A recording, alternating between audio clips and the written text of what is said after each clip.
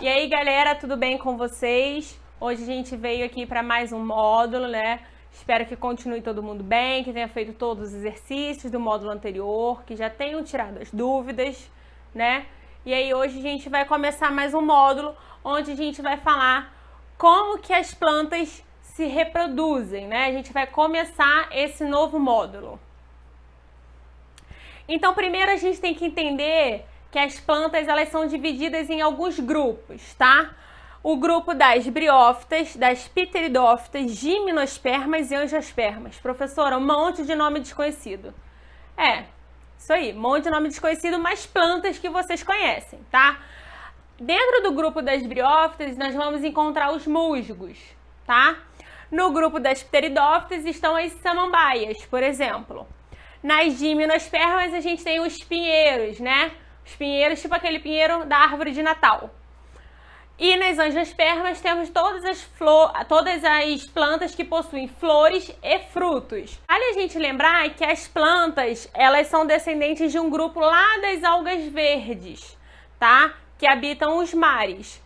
E as primeiras plantas a colonizar o ambiente terrestre foram as briófitas. E por isso que a gente fala que as briófitas é o grupo mais primitivo que a gente vai encontrar dentro do reino Plantae, que é o reino das plantas.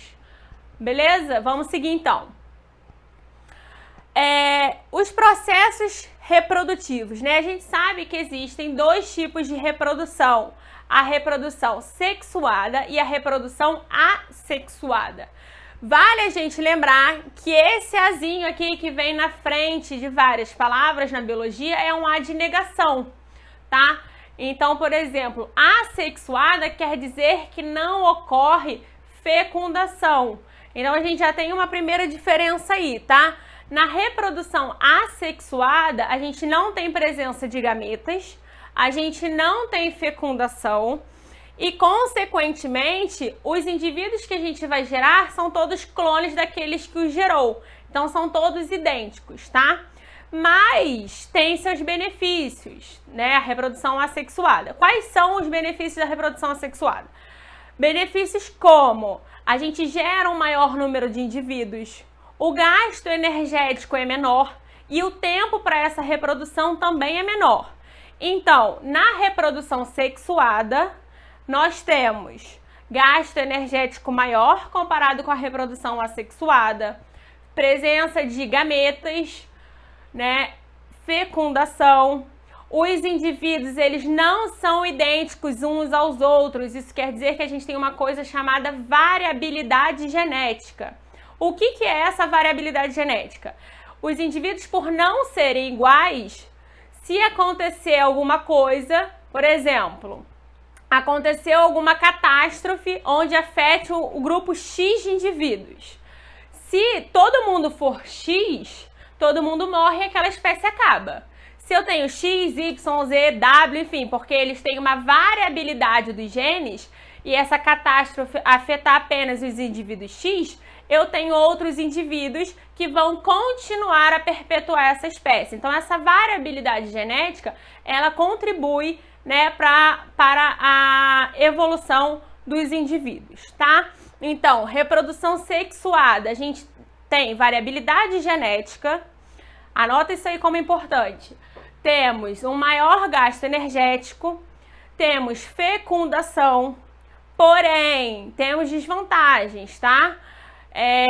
A gente gera indivíduos em número menor, então a nossa prole ela não é tão grande quanto na reprodução assexuada, tá? Então, olha só, aqui numa tabelinha comparativa, né? A reprodução assexuada e a reprodução sexuada. A simplicidade dela, a reprodução assexuada, ela é muito mais simples do que a reprodução sexuada, né? Ela demanda menos coisas. A reprodução assexuada, ela também é mais rápida quando a gente, né, compara com a reprodução sexuada. O gasto energético da reprodução assexuada, ele é menor do que a reprodução sexuada. Quem é que envolve gametas? A gente já falou disso. Quem envolve gametas é a reprodução sexuada. E também a presença de variabilidade genética a gente só encontra na reprodução sexuada. Diante disso, que a gente já notou aí as diferenças entre reprodução assexuada e assexuada, a gente vai seguindo. Aí, beleza, vocês vão falar, mas professora, planta faz reprodução assexuada e reprodução sexuada? Eu vou falar para vocês que sim.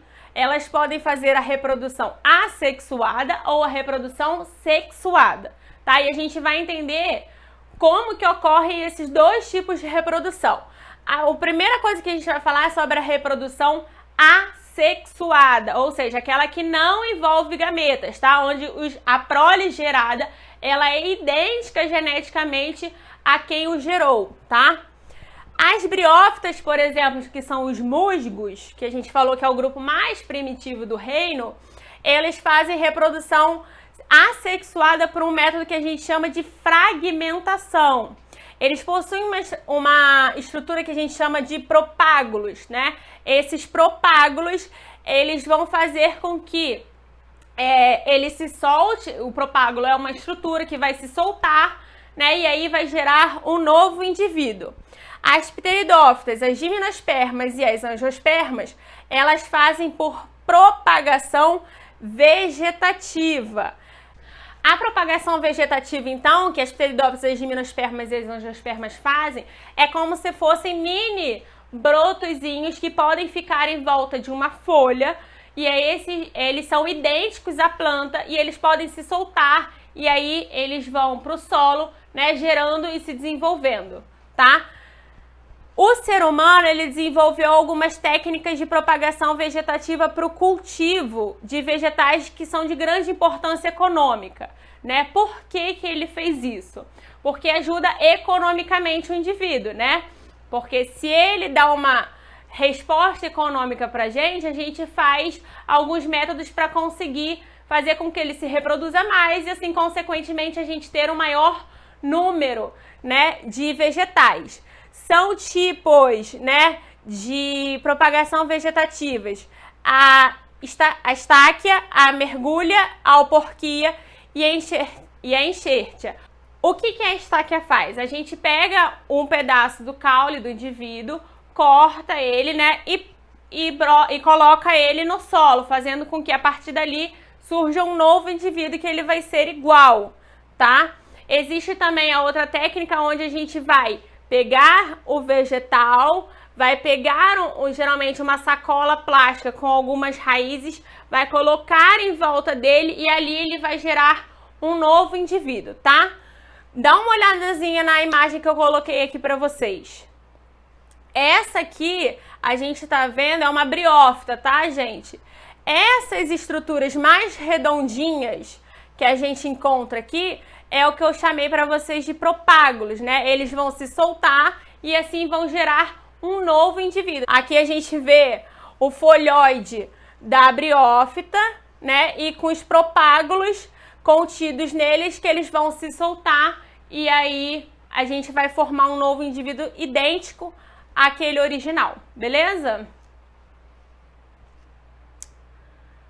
E a reprodução sexuada nas plantas, como é que elas ocorrem? Vai ocorrer sim a fusão entre os gametas masculinos e os femininos e vai ocorrer a formação então do zigoto.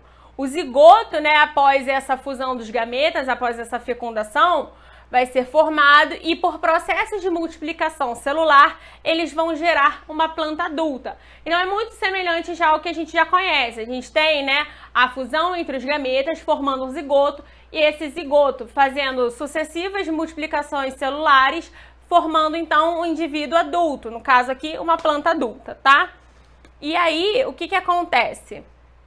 O ciclo reprodutivo, então, sexuado das plantas, ela possui alternância de gerações, ou seja, né, a fase denominada gametófito, ela se alterna com a fase que a gente chama de esporófito, tá?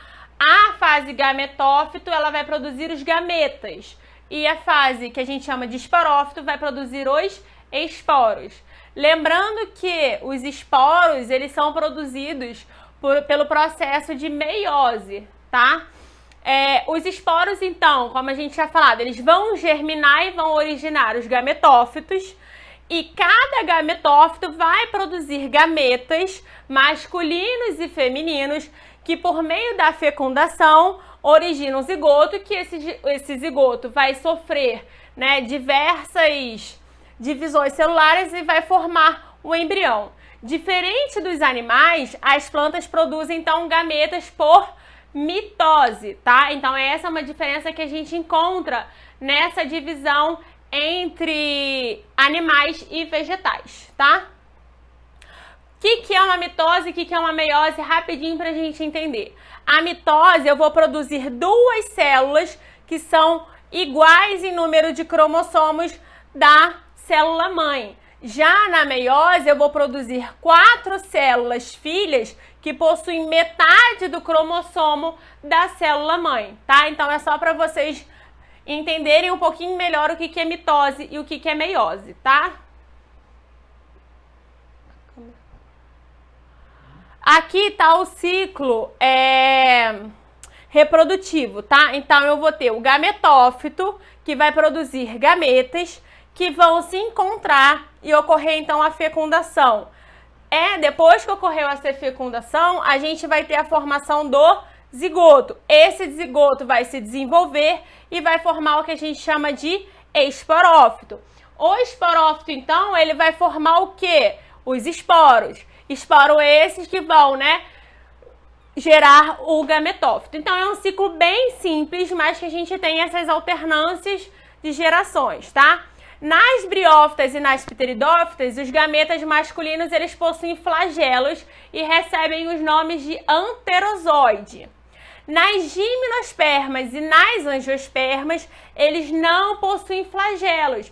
Isso já demonstra pra gente que não existe uma dependência da água, tá? As briófitas e as pteridófitas, elas possuem uma dependência da água ainda para reprodução. E por isso que os gametas masculinos, eles precisam desses flagelos.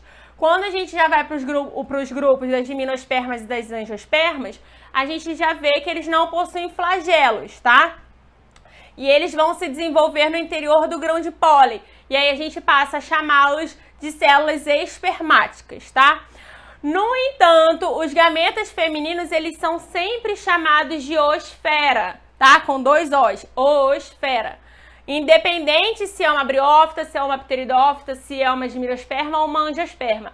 O nome da célula, né, do gameta feminino, ela não é alterado, beleza? Aqui a gente consegue ver nessa imagem o verso, né, quando a gente olha a parte de trás de uma pteridófita, ou seja, de uma samambaia, que ela está nessa representação no seu período que ela tem os esporos, tá? Os esporófitos, ele vai possuir na fase inferior da borda das suas folhas uma estrutura que a gente chama de soros. Então, essas bolinhas aqui, todas que a gente encontra lá no verso da samambaia, a gente vai chamar de soros, que são os locais onde os esporos estão produzidos. Se tiver uma samambaia em casa, você olha o lado de trás da folha da samambaia e vê se ela está com os pontinhos. E se esses pontinhos, eles soltam como se fosse um grãozinho bem pequenininho, né? Que são os esporos. Então, essa estrutura aqui a gente vai chamar de soros, tá? O gametófito se chama de protalo e produz gametas masculinos e femininos. Nas pteridófitas, ao contrário das briófitas, que é o grupo mais primitivo que a gente já viu, a planta na fase adulta é o quê? É o esporófito, ok? Então, a gente tem aqui, ó, a fase, né, o esporófito da samambaia, que é a geração mais duradoura, e aqui a gente tem o gametófito, né, que a gente vai chamar de protalo, da samambaia, que é a geração menos duradoura, tá? Ela é independente do esporófito. Ok, gente? Nas gimnospermas e nas angiospermas, a gente vai encontrar órgãos reprodutores mais visíveis, né, do que a gente estava falando nos outros grupos. A gente encontra estruturas que são os estróbilos no grupo das gimnospermas e as flores no grupo das angiospermas. Esses órgãos eles vão abrigar ali no interior deles o pólen e a oosfera. Professor, eu faço a mínima ideia do que é um estróbilo. Isso aqui, ó, que geralmente são aqueles pinheirozinhos que a gente usa para enfeitar a casa no Natal, ou a gente vê lá na árvore do shopping pendurado. Isso aqui é o estróbilo, tá? Que é o órgão reprodutivo das gimnospermas. Já as flores a gente encontra, então, no grupo das angiospermas. E aí, vamos entender um pouquinho a estrutura da flor, né? Para poder a gente entender o processo reprodutivo, tá? Aquele cabinho que fica aqui bem rentezinho à flor, a gente vai chamar de pedúnculo. Seguindo o pedúnculo, a parte mais cheinha, mais albalada, a gente chama de receptáculo floral, ou simplesmente receptáculo. Aquelas pétalas que parecem umas folhazinhas embaixo da flor, né, que são geralmente verdes, a gente vai chamar de sépalas. Lembrando que um conjunto dessas sépalas, ou seja, todas essas sépalas juntas, a gente fala que a gente tem um cálice, tá? Nós temos, então, as mais conhecidas, que são as pétalas, que em seu conjunto a gente vai chamar de corola. E aí, vindo, como se eu tirasse aqui essas pétalas para visualizar a parte mais interna, eu consigo analisar, ó, essa partezinha mais branca é o óvulo, o que vai envolver ele todo é o ovário, e esse afunilamento que a gente tem aqui, a gente chama de estilete. Lá na pontazinha do estilete, a gente vai ter um estigma. Então, a parte feminina é composta pelo estigma, estilete, ovário e os óvulos. Esse conjunto a gente vai chamar de pistilo, tá? Então, o conjunto dessas estruturas todas na flor, nós chamamos de pistilo. Já na parte masculina, nós vamos encontrar, né, saindo bem aqui da base, tá? O filete, que na ponta do filete a gente vai ter essa estruturazinha aqui, que é a antera. Então, filete e antera junto formam o que a gente chama de estame. Uma flor que dá pra gente ver bem, né, essa antera, que a gente consegue ver que ela suja a mão toda, inclusive são os lírios, né? O lírio, quando a gente toca, e a gente, na verdade, nem precisa tocar, se sacudir um pouco ele vai sair aquele amarronzado. Aquele amarronzado é o grão de pólen que vai sair aqui das anteras, ok?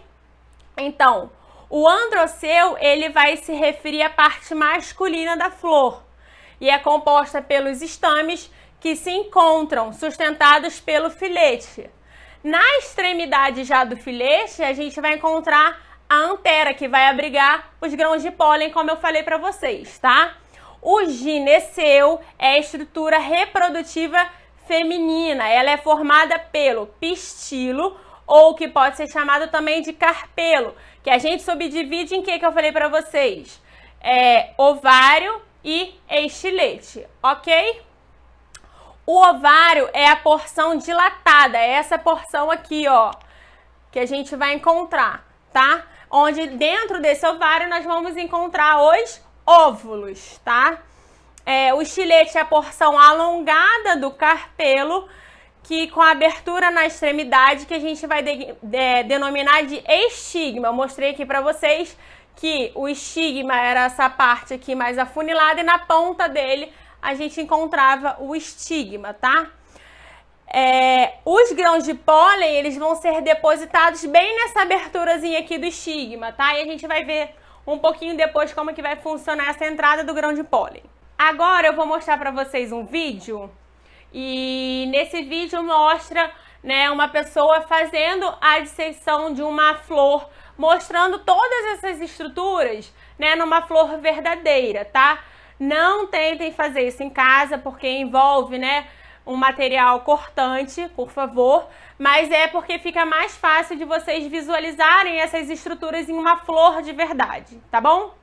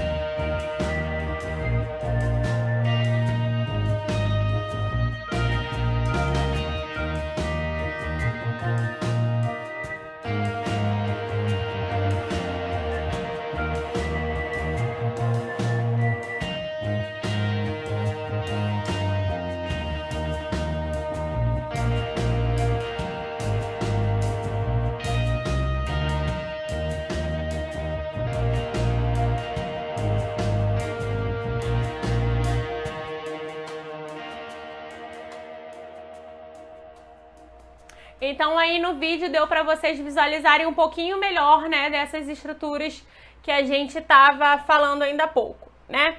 E aí aqui a gente consegue ver como que ocorre a chegada desse grão de pólen, tá? Então o grão de pólen, ele vai chegar aqui, descer pelo tubo polínico até ele atingir ali, né, as zoosferas que estão dentro do ovário. Após a fecundação, a semente que for formada, ela vai abrigar o embrião aqui, tá, gente, dentro do ovário, e que ali ele contém os nutrientes necessários para o desenvolvimento, tá? E aí eu falo uma coisa para vocês, a semente, ela pode resistir ao frio e quando ela germinar, e ela só vai germinar quando ela tiver as condições ambientais favoráveis para que isso aconteça, tá? Porém, nas angiospermas, essas sementes se encontram envolvidas pelo fruto, tá? É uma estrutura que vai facilitar ainda mais a dispersão da espécie desse vegetal. E a gente vai falar um pouquinho dessa dispersão depois, tá? Vamos ver um videozinho aqui que a gente vai entender como é que funciona esse processo da chegada do grão de pólen. Então aqui nessa animação a gente vai conseguir ver como é que ocorre esse processo, né, da levada do grão de pólen até a estrutura feminina. Então a borboleta pousa ali onde está localizado o grão de pólen, deixa na abertura que dá entrada ao tubo polínico, ele vai descer até encontrar a oosfera, né, que é o gameta feminino. Vai ocorrer então a fecundação e começa o desenvolvimento para um novo indivíduo ser gerado, ok? Essa animação facilita um pouco, né, a gente poder visualizar como é que esse processo ele ocorre. E aí, a gente consegue visualizar lá no vídeo, né, que ele vai entrar aqui pelo estigma, o tubo polínico tá aqui, ele vai descer, vai encontrar a oosfera, né, dentro do ovário, vai formar o saco embrionário, onde vai ter os nutrientes necessários para o desenvolvimento, ok? E aí, assim, a gente termina a aula de hoje, né, que a gente falou sobre a reprodução dos vegetais. Eu peço que vocês façam os exercícios que estão aí na apostila do módulo, para a gente tirar as dúvidas nas aulas ao vivo, tá? Leiam a apostila, marquem as partes importantes, façam resumo, tá? Não deixem passar nenhum dos nomes que a gente falou hoje, que eles são importantes das estruturas. E aí a gente se encontra na próxima aula, tá bom, galera? Um beijo e até mais!